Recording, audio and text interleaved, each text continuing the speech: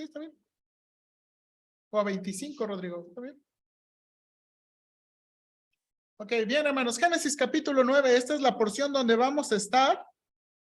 Y vamos a leer, hermanos, vamos a estar sobre los primeros 17 versículos. No los vamos a tratar, no vamos a ir de nuevo versículo por versículo, pero nada más por esta ocasión vamos a leer nada más los primeros 6 versículos. Sígame con su vista, por favor. Génesis capítulo 9, nada más los primeros 6 versículos. Dice Dios, bendijo Dios a Noé y a sus hijos y les dijo, fructificad y multiplicaos y llenad la tierra. El temor y el miedo de vosotros estará sobre todo animal de la tierra y sobre toda ave de los cielos. Y en todo lo que se mueva sobre la tierra y en todos los peces del mar en vuestras manos son entregados. Y todo lo que se mueve y vive os será para mantenimiento, así como las legumbres y las plantas verdes, os lo he dado todo. Pero carne con su vida, que es su sangre, no comeréis. Porque ciertamente demandaré la sangre de vuestras vidas, de mano de todo animal la demandaré, y de la mano del hombre y de la mano del varón de su hermano demandaré la vida del hombre. El que derramare sangre de hombre, por el hombre su sangre será derramada, porque a imagen de Dios es hecho el hombre. Es hecho el hombre. Bien, hermanos, vamos a orar. Padre Celestial, pido de nuevamente tu ayuda en esta mañana. Te ruego que me ayudes. He estado luchando mucho con este capítulo, Padre, para poder establecer de una forma concisa lo que tú quieres, Padre. Y te pido que me ayudes mientras estoy enseñando tus palabras, mostrando los énfasis del capítulo. Ayúdanos, Padre. Ayúdame a retar a mis hermanos y darnos consuelo, Padre, en, creo, 2 aspectos importantes de tu carácter que está recalcando este capítulo. Ayúdanos, Padre. Ayúdanos también con el clima. Danos atención, te lo pedimos en Cristo Jesús nuestro Señor. Amén. Bien, hermanos, la primera porción que leí es la primera porción que presenta el capítulo, y la siguiente, hermanos, tiene que ver, déjenme, voy a poner mi pantalla. La siguiente porción tiene que ver con cuando Dios establece un pacto y da como señal, ¿ven mi pantalla? ¿Por qué el arco iris? Ok. La siguiente porción de este capítulo tiene que ver con el arco iris como señal del pacto. Hoy en nuestros días, hermanos, y quiero, es mi obligación, hermanos, en mostrar esto, el arco iris ha cobrado un significado completamente diferente del que Dios intentó. ¿Ok? Y nada más quiero mostrar este video para que sepa cómo, ¿verdad? Esta señal que Dios está marcando, ¿verdad? Aquí y que va a marcar aquí en el libro de Génesis, se ha modificado para pensar algo diferente, ¿verdad? Entonces, déjame, esto es una presentación de un videíto.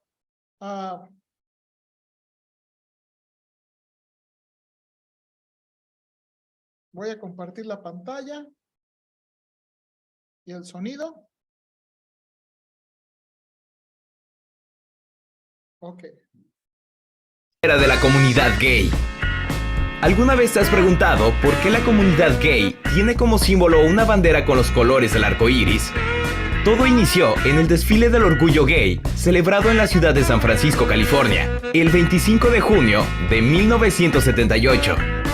Su creador, Gilbert Baker, elaboró la bandera por petición del activista Harvey Milk, quien es conocido por haber sido el primer funcionario público en Estados Unidos en reconocer abiertamente su homosexualidad y por luchar en favor de los derechos de la comunidad LGBT, encargándose de demostrarle al mundo que sin importar la preferencia, lesbianas, gays, bisexuales o transexuales pueden llevar una vida honesta y exitosa.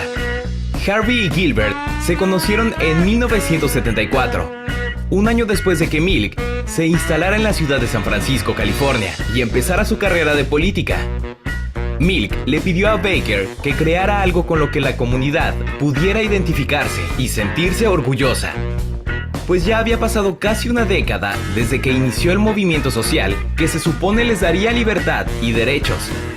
Nuestro trabajo como personas gay era salir públicamente, ser visibles, de vivir en la verdad como digo, de salir de la mentira. Una bandera encaja con esta misión, porque es una forma de proclamar tu visibilidad, o decir, este es quien soy, señaló Baker en una entrevista. Tras inspirarse en la canción En algún lugar sobre el arco iris, interpretada por Judy Garland en la cinta El Mago de Oz de 1939, Gilbert Baker decidió usar dichos colores como su estandarte. Dicho tema habla de que más allá del arco iris existe un lugar donde los sueños se hacen realidad. Los problemas desaparecen, los pájaros vuelan en libertad y el mundo es hermoso. Algo de lo que toda persona puede ser parte sin prejuicios, discriminación ni odio. Durante varias entrevistas, Gilbert mencionó que empleó barras para que la bandera tuviera semejanza con la de Estados Unidos. Y que en cuanto a los colores, que originalmente eran 8, el rosa simbolizando la sexualidad, el rojo la vida, el naranja la sanación, el amarillo la luz del sol, el verde la naturaleza, el turquesa el arte y la magia, el azul índigo la serenidad y el morado el orgullo espiritual. Años después, algunos tonos tuvieron que ser eliminados, porque era muy difícil conseguir la tela del color correcto para elaborar las banderas. Cabe destacar que anteriormente, la comunidad era distinguida con un triángulo rosa e incluso, este símbolo se usaba en los campos de concentración nazi para distinguir a los homosexuales, y aunque después este representó orgullo, no logró popularizarse. Por otra parte, la bandera fue increíblemente aceptada, pero una tragedia le dio más fuerza algunos meses después. Harvey Milk fue asesinado el 27 de noviembre de 1978. Tras dicho evento, la comunidad entera se unió bajo la bandera arcoíris y al día de hoy sigue siendo su símbolo más importante, pues representa lo que han logrado y lo que aún les falta conseguir, no solo en Estados Unidos, sino a nivel mundial. Juntos por la igualdad de género. Ok, vamos a pararlo ahí. Si quieren ya pueden ayudarme con recoger la pantalla, hermanos, por favor. Más quería mencionar esto. Quería mostrar este video al principio para no tener que interrumpir a la mitad y mantenga lo que mencionó este video para ver varios detallitos aquí, hermanos. Porque el arco iris va a ser esta señal que Dios va a marcar también como una señal de su pacto. Hermanos, este pasaje, como estaba mencionando en la oración, es difícil un poquito de mencionar o de ver qué Dios quiere en todos estos capítulos, en todo este capítulo, porque venimos del capítulo 7 y 8 del diluvio, donde Dios exterminó toda la vida humana y toda la vida de animales y criaturas de la tierra. Y uno pudiera pensar, hermanos, este es el reto del capítulo, ¿verdad? ¿Qué puedo pensar de un Dios? O sea, ¿qué imagen yo me voy a hacer de un Dios que extermina a todas las personas y todos los animales? Piénselo usted. Piénselo usted los judíos cuando, ¿verdad? Moisés les está escribiendo este relato por primera vez, ¿verdad? Moisés les escribe este relato por primera vez y entonces los judíos empiezan a ver que Jehová, su Dios, que los ha rescatado de Egipto, es un Dios que exterminó a toda la humanidad por el pecado. ¿Qué imagen tendrían de Dios? ¿Qué es la imagen que tendrían de Dios? No sé usted, pero yo, hermanos, yo diría, bueno, a lo mejor es un Dios que quiere que le temamos mucho porque, ¿verdad? Así como odia el pecado, pues también trata con el pecado. Pero creo, hermanos, que el Señor nos ha dejado muy claro desde el capítulo 6, capítulo 7, capítulo 8 y ahora en este capítulo 9, que su carácter muchas veces es diferente de lo que comúnmente pensamos. En el capítulo 6, Dios nos dice, hermanos, que le duele el pecado. No tolera el pecado, pero le duele. Y Dios juzga el pecado. Pero en medio siempre de juicio hay misericordia, hermanos. Hay misericordia. Si es posible, hermanos, le voy a compartir una predicación que escuchamos ahorita en las conferencias, Emanuel, que tuvieron que ver con el diluvio. Y hermanos, el predicador, me gustó mucho cómo el predicador enfatizó, porque hermanos, en medio del juicio de Dios, hermanos, su misericordia iba caminando. ¿Dónde estaba la misericordia de Dios? ¿Dónde estaba la misericordia de Dios, hermanos? en el arca. Hermanos, Dios le dio un arca. Ahora, hermanos, dice la Biblia, se salvaron 8 personas. Hermanos, porque nada más había espacio para 8 personas. O sea, se salvaron 8 porque nada más había 8. No, hermanos, porque nada más 8 quisieron. Hermanos, porque nada más 8 quisieron. Hermanos, el arca tenía espacio para muchas personas, pero solamente 8 aceptaron las condiciones y los términos de Dios. Era en el arca. No era fuera del arca, era en el arca. Y hermanos, ahora en capítulo 9, vamos a ver 2 aspectos del carácter de Dios. Hermanos, 2 aspectos del carácter de Dios que Dios quiere que, hermanos, siempre que veamos juicio, por favor, siempre que veamos juicio, dos que se nos quieren recalcar. Primero, versículos 1 al 6, la bendición de Dios. El carácter de Dios, ¿verdad? Es marcado por la bendición. Y versículos 7 al 17, hermanos, el carácter de Dios es marcado por compromiso. Hermanos, tenemos un Dios que quiere bendecirnos y tenemos un Dios, hermanos, que quiere y ha cumplido compromisos. Un Dios fiel. Hermanos, vamos a ver aquí, comenzando versículo de nuevo, vamos a ver. El Dios de la bendición. Mire el Dios de la bendición. Comienza diciendo este capítulo, bendijo Dios a Noé, a sus hijos, y le dijo, fructificad, multiplicaos y llenad la tierra. Vaya a versículo 7. Mas vosotros fructificad y multiplicaos, procread abundantemente la tierra y multiplicaos en ella. Ahora, acompáñeme tantito atrás y vaya a Génesis 1:28. Génesis 1:28, por favor. Dice Génesis 1:28, y los bendijo Dios y les dijo, note las palabras, fructificad y multiplicaos y llenad la tierra, y sojuzgadla y señoread en los peces del mar, en las aves de los cielos y en todas las bestias que se mueven sobre la. Esos fueron los primeros mandatos que Dios le dio a Adán y Eva. Y ahora, después del diluvio, la primera palabra que aparece en este capítulo es bendijo Dios. Hermanos, Dios quiere bendecir a las personas. Dios quiere derramar. Y hermanos, esta palabra bendición no nada más tiene, recuerden que la palabra bendición a veces la usamos en términos místicos, pero esto habla, hermanos, del favor de Dios. Esto habla del plan de Dios. Y dice aquí que los bendijo a él y a sus hijos y les mandó fructificad, multiplicad y llenad la tierra. Hermanos, ¿no se le parece, no es muy parecido a lo que le dijo a Adán y Eva? Hermanos, Dios quiere bendecir a los hombres. Dios quiere bendecir a los hombres, pero la bendición solamente va a encontrarse en sus términos. Hermanos, la bendición va a venir en los términos de Dios, no en nuestros términos, en los términos de Dios. Ahora, note lo que dice versículo 2 y 3.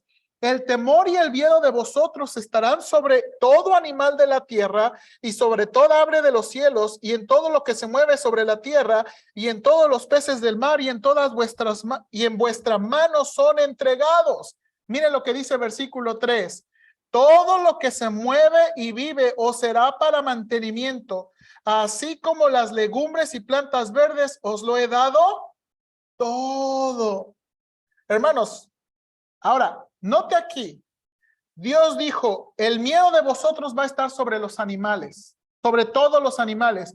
Y ahora aquí en versículo 3, los animales serán ¿para qué? Para comer, serán para mantenimiento, hermanos. Aquí está el inicio de la carnita asada, hermanos. Aquí está marcado el inicio de la carnita asada.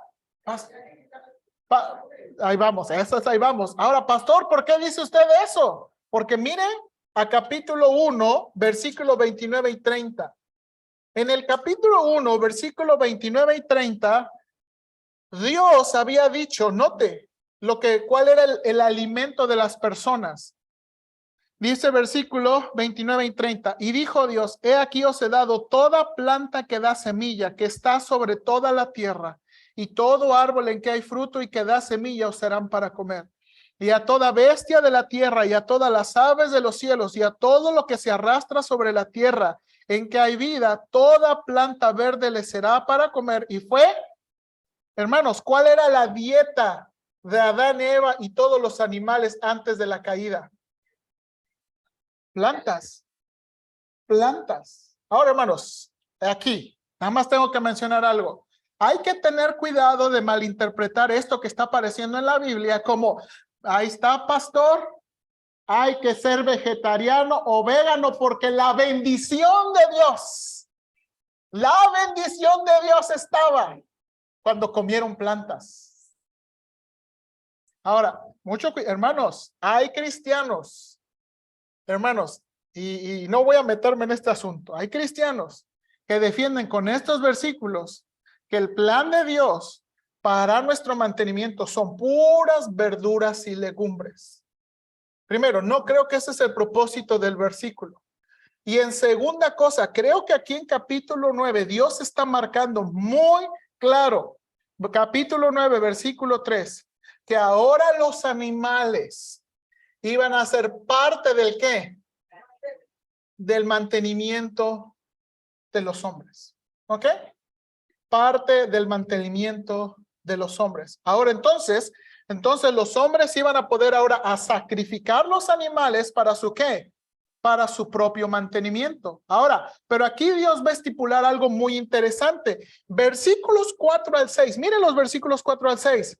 Pero carne con su vida, que es su sangre, no comeréis. Este primer versículo, hermanos, está diciendo que la sangre de los animales representa la vida y es de importancia para Dios. Hermanos, en Levítico capítulo 17, versículo 11, mire por favor, vayamos ahí tantito, Levítico 17, aquí Dios nos da una explicación por qué la sangre de los animales es importante para él.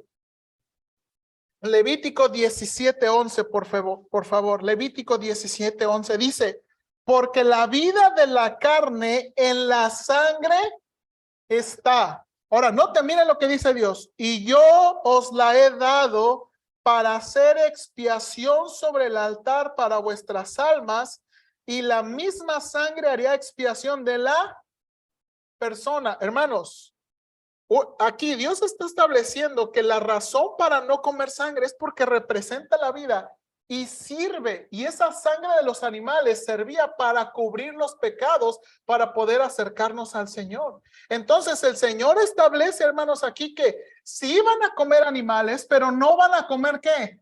La sangre, porque la sangre tiene una importancia en la relación con Dios. Ahora, hermanos, aquí hay dos cosas.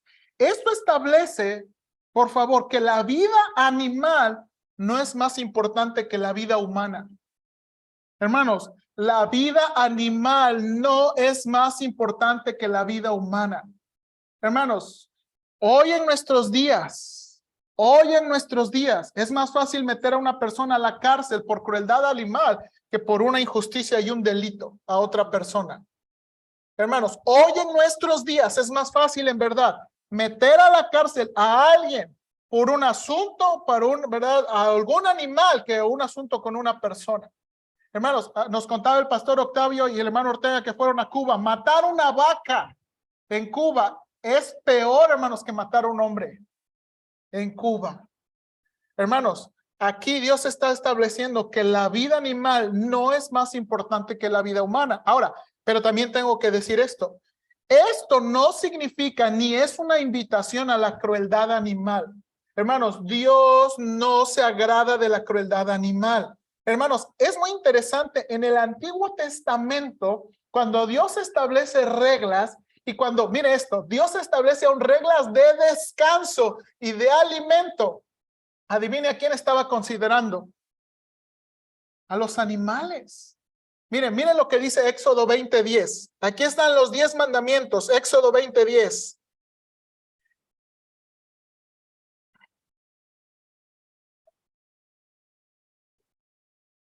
Hermanos, Éxodo 20:10. Miren lo que dice Éxodo. Esta es parte de los 10 mandamientos.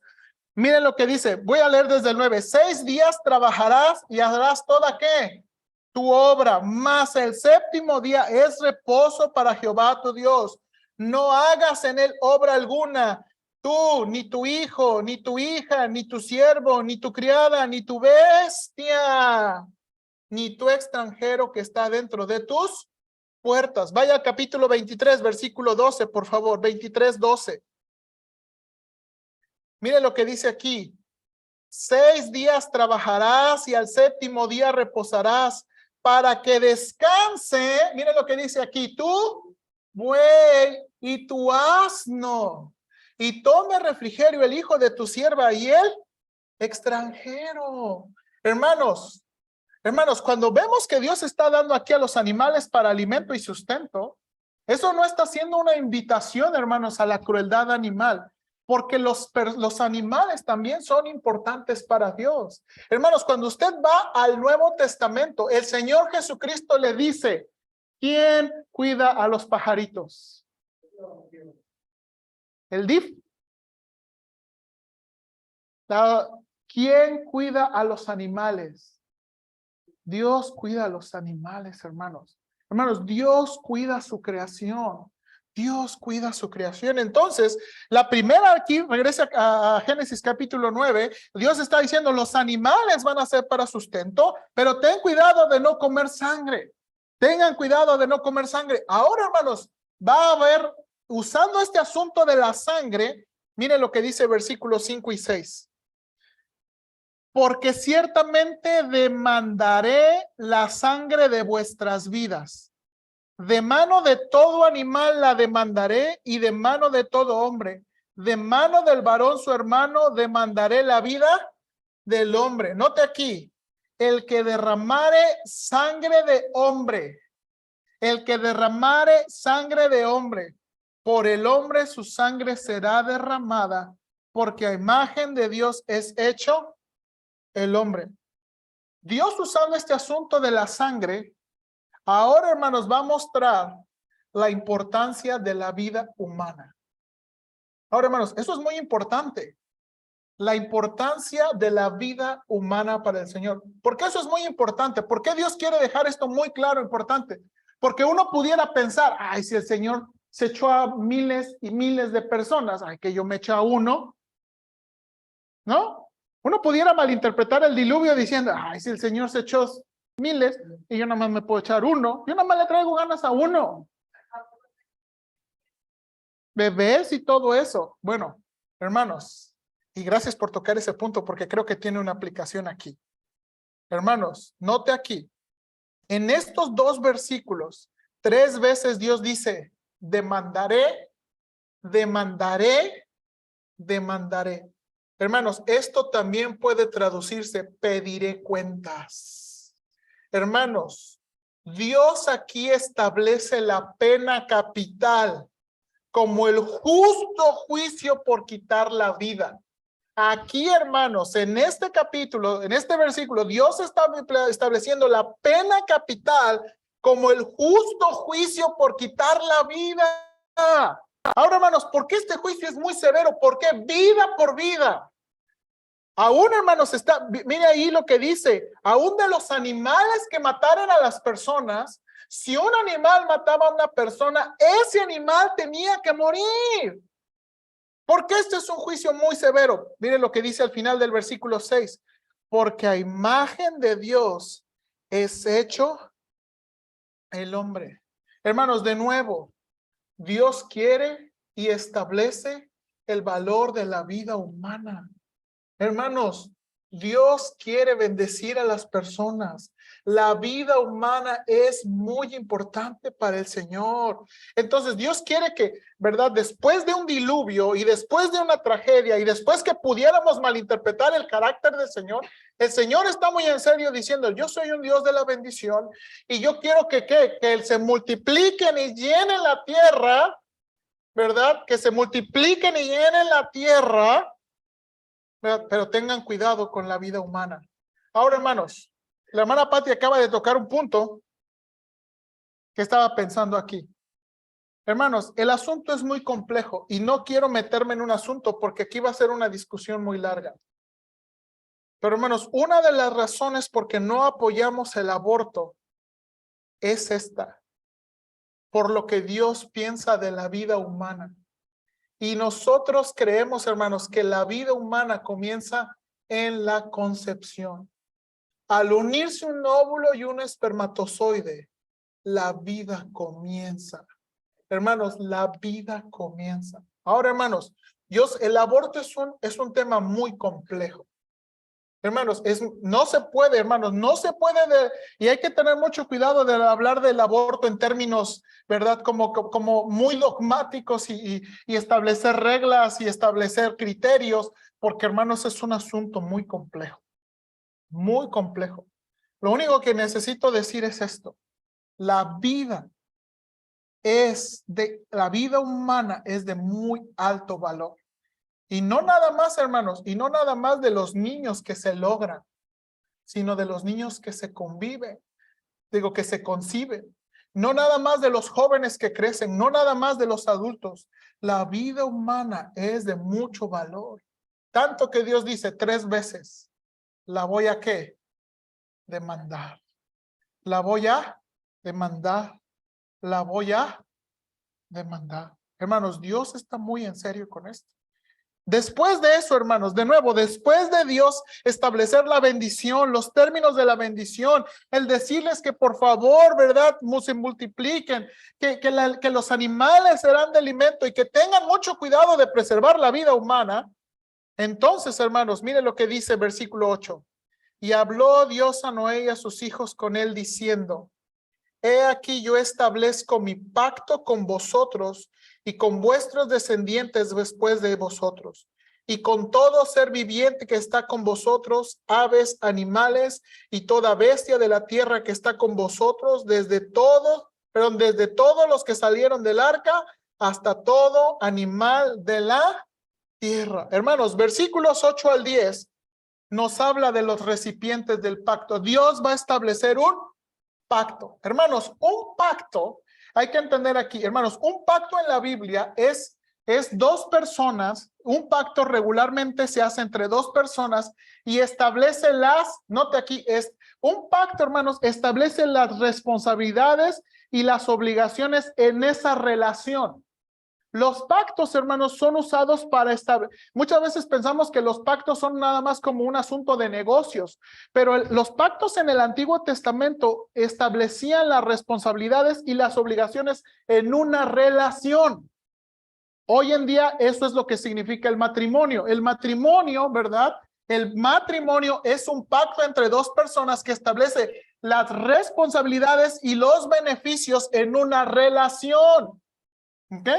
Entonces, cuando Dios dice aquí que va a establecer un pacto, Él va a establecer que los límites, las responsabilidades y las bendiciones, ¿verdad?, en una relación. Ahora, hermanos, ¿quiénes son los recipientes del pacto? Noé, sus hijos, y luego dice, y sus descendientes después de ¿qué? De vosotros. Hermanos, usted se ha puesto a pensar. Nosotros sabemos, yo vengo de la familia Guzmán Velasco. Guzmán por mi papá, Velasco por mi mamá, y así para atrás, ¿no? Hermanos, he estado jugando a veces, después le puedo enseñar con una aplicación, con los árboles genealógicos, ¿verdad? De las familias. Y no, está muy interesante con los árboles genealógicos de las familias. Pero ha pensado, ¿qué hay más atrás? ¿Y qué hay más atrás? ¿Y qué hay más atrás? ¿Y qué hay más atrás? ¿Y qué hay más atrás? Y nos vamos a dar cuenta, hermanos, ¿sabe qué hay más atrás? Que todos venimos, hermanos, de Noé, de sus hijos. Entonces, cuando Dios establece su pacto, eso nos incluye a nosotros. Ahora, hermanos, no nada más nos incluye a nosotros. Se mencionan aves, ganados y animales que estaban con Noé y luego dice animales de toda la tierra. Hermanos, y 12 veces en este pasaje va a usarse la palabra todos, todos, todos. Va a decir todos animales, todas bestias, todo, todo ser viviente. Hermanos, 12 veces enfatizando a Dios todo. ¿Qué es todo? Ay, no, las cucarachas sí, Señor, esas mátalas. Todas las hermanas, amén, ¿verdad? Sí, las cucarachas. Pero Dios está haciendo un pacto con todos, con todos. Ahora, hermanos, ¿cuál es la esencia del pacto? Versículo 11, tiene la esencia del pacto. Dice, estableceré mi pacto con vosotros y no exterminaré ya más toda carne con agua del diluvio, ni habrá más diluvio para destruir la tierra. En esta relación que ahora Dios va a establecer con los hombres, note, el pacto se hace para establecer. En esta relación que Dios va a establecer con los hombres, Él promete algo. No los voy a destruir más por diluvio. No los voy a destruir más por diluvio. Hermanos, 2 veces se utiliza la palabra diluvio. ¿Por qué? Porque está refiriéndose a lo que pasó en capítulos 7 y 8. Ahora, hermanos, cuando Dios está diciendo diluvio, no está diciendo que no iban a venir lluvias, que no iban a venir inundaciones. Hermanos, perdón que no apunté ese pasaje. Si alguien lo conoce, en el libro de Job, hermanos, Dios dice que Dios manda las catástrofes naturales, hermanos, como medio de justicia y reprensión a las personas. Hermanos, las catástrofes naturales sirven como medio de reprensión. Ahora, hermanos, hay inundaciones que han matado gente. Eso es cierto. Hay inundaciones, ha habido tsunamis, ha habido muchas otras cosas que han, hermanos, matado mucha gente. Pero eso es diferente a lo que vimos en capítulos 7 y 8. En capítulos 7 y 8 estamos viendo un exterminio mundial, un exterminio global. Y lo que Dios está prometiendo es, no los voy a exterminar en esa magnitud. No los voy a exterminar en esa magnitud. Hermanos, y luego viene versículo 12 al 17, por favor. Mire lo que dice. Y dijo Dios, esta es la señal del pacto que yo establezco entre mí y vosotros y todo ser viviente que está con vosotros por siglos perpetuos. Mi arco he puesto en las nubes, el cual será por señal del pacto entre mí y la tierra. Y sucederá que cuando haga venir las nubes sobre la tierra, se dejará ver entonces mi arco en las nubes. Y me acordaré del pacto mío que hay entre mí y vosotros y todo ser viviente de toda carne, y no habrá más diluvio de aguas para destruir toda la carne. Estará el arco en las nubes y lo veré, note aquí, y me acordaré del pacto perpetuo entre Dios y todo ser viviente con toda carne que hay sobre la tierra. Dijo pues Dios a Noé, esta es la señal del pacto que he establecido entre mí y toda carne que está sobre la tierra. Hermanos, dice aquí, pondré mi arco en las nubes. Y note aquí la asociación. Y de nuevo esto es muy importante, hermanos. Viene Noé, vienen sus hijos, vieron el diluvio. Hermanos, imagínense qué pensaron cuando la tierra se está nublando. Piénselo. Otra vez viene la lluvia. Hermanos, bueno, no vamos a hacer testimonios. Hermanos, no vamos a hacer testimonios, pero sí o no muchas veces cuando no somos diligentes en impermeabilizar nuestra casa y se está viendo nublado y hay goteras en su casa, esas nubes no son como una bendición, ¿verdad? Que no llueva, que no llueva, que no llueva. ¿No? Sin entrar en testimonios, ¿verdad? Hermanos, imagínense lo que pensaron de nuevo estas familias. Y ahora Dios les está diciendo, bueno, cuando haya nubes, va a haber un arco. Y este arco es la señal de este pacto, ¿ok? Cuando vengan las nubes, el arco aparecerá. Y Dios dice, 2 veces Dios dice, y esto me recordará a mí. Esto me recordará a mí que no los voy a volver a exterminar. Hermanos, el arco iris es la señal del pacto. Hermanos, nosotros a veces hemos crecido con eso. Es hasta como común y raro. Pues sí, el arco iris, ¿verdad? Cuando hay nubes o a veces en condiciones. Pero a veces pensamos del arco iris, pues sí, es natural, eso va a pasar. El arco iris es verdad, es un fenómeno de la luz, la descomposición de la luz, y es muy común. Pero hermanos, ese fenómeno del arco iris es un recordatorio para el Señor. Y por eso puse en la lectura, hermanos, en Apocalipsis capítulo 4, porque en Apocalipsis capítulo 4 usaron la palabra arcoíris para traducir que el arcoíris está como parte del trono de Dios.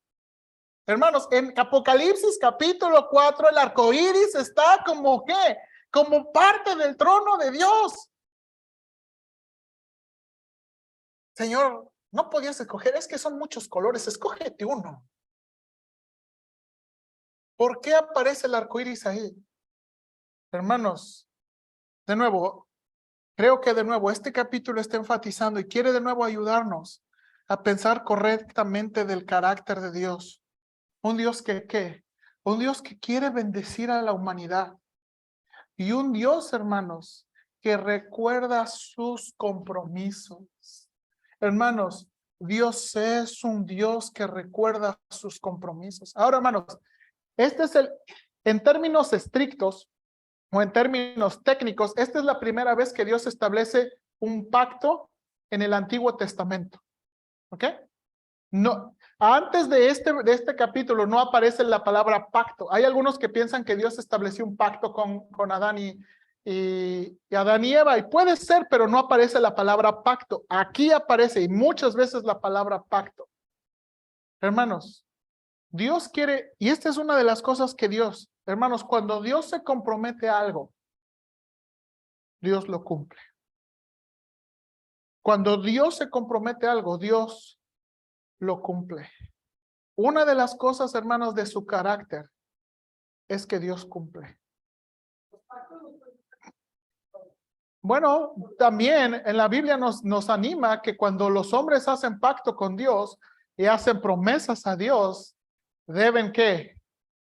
Mantenerlas. Ahora, lo que podemos, y esto es la cosa que quiero animarle y terminar con esto, porque de nuevo, este capítulo de nuevo está viniendo, y mire, este capítulo está viniendo de una tragedia, y este capítulo está viniendo después de todo lo que hemos visto, y Dios quiere mostrarse como, miren, yo soy un Dios de la bendición, yo soy un Dios que estima la vida humana, hermanos, tanto que Él va a pedir la vida humana.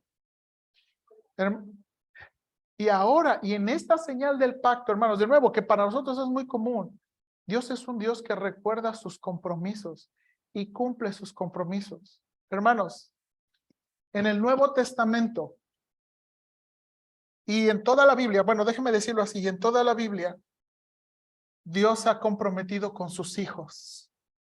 Dice Filipenses, el que comenzó en vosotros la buena obra, la perfeccionará hasta el día de Jesucristo. Hermanos, todos los que hemos sido salvos, Dios ha hecho un compromiso con usted. Hermanos, todos los que somos sus hijos, dice Juan capítulo 1, ¿no? ¿Verdad? Mas a todos los que creyeron, mas a todos los que le recibieron, a los que creen en su nombre, les dio ¿qué? Potestad. Otra palabra, la autoridad, el derecho de ser ¿qué? Hijos de Dios. Hermanos, cuando Dios hace compromisos y Dios establece pactos, Dios está comprometido con sus hijos. Hermanos, Dios es un Dios que cumple los pactos. Ahora, hermanos, a nosotros nos gusta ver el asunto de los pactos siempre de forma romántica, ¿verdad? Sí, Señor, tú dijiste que nunca me ibas a dejar, que tú me ibas a ayudar, que tú me ibas a rescatar. Y eso es correcto. Hermanos, pero muchas veces nada más pensamos de Dios que está comprometido en términos positivos. Ahora, ¿a qué me refiero con términos positivos? Hermanos, cuando también andamos mal, Dios también está comprometido con sus hijos. Hermanos, el juicio de Israel, el castigo de Israel en el Antiguo Testamento, ¿sabe por qué pasó? ¿Sabe por qué Dios entregó a su pueblo querido a las naciones extranjeras? ¿Por qué, hermanos, les trajo hambre y destrucción? Sí, pero ¿por qué? Porque estaba comprometido con ellos.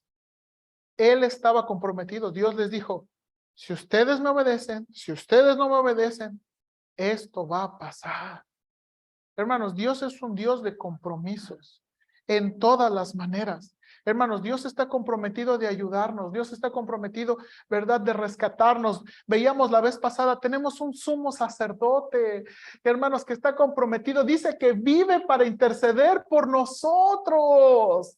Hermanos, vive para interceder por nosotros y ayudarnos. Cuando estamos hundiéndonos, cuando nos estamos ahogando, cuando nos estamos abrumando, el Señor intercede por nosotros.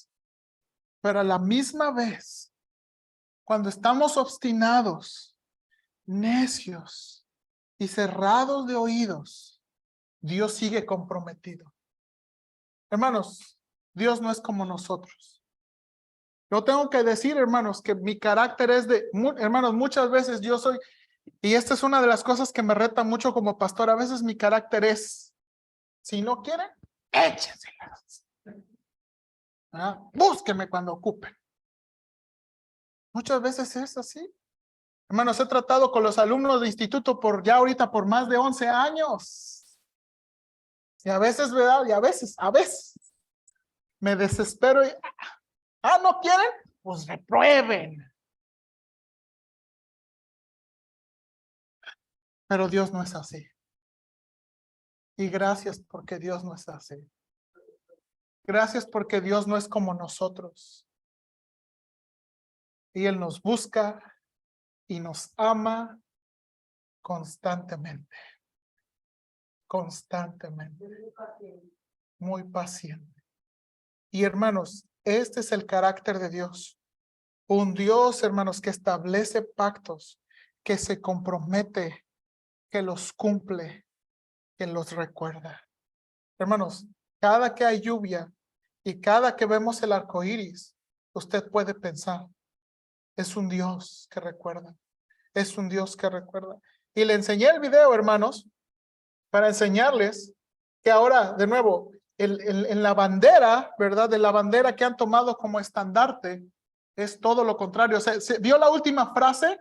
Que cuando dijo cuál era la explicación para que cuando el arco iris fuera visto, ¿verdad? Se recordara que la libertad, y cuando se recordara que todo lo que hay, que no hay diferencia, que uno, hermanos, básicamente lo que están diciendo la comunidad es que el arco iris nos hace recordar de nuestra libertad, de que podemos ser libres, de lo que queramos hacer, de lo que queramos desear, de lo que no queramos entregar. Bueno, ahora, hermanos, cuando Dios ve el arco iris, Dios se acuerda de su pacto, del compromiso. Hermanos, lo que menos quiere este mundo es compromiso. Hermanos, y el pecado siempre trae esclavitud. Hermanos, el pecado nunca trae libertad. El pecado siempre trae esclavitud. Y solamente Cristo puede librarnos de la esclavitud. Vamos a orar. Padre Celestial, gracias. Gracias por este pasaje. Gracias porque tenemos capítulos como Génesis 9. Señor, para mí de nuevo es un reto, de nuevo, que tú estás queriendo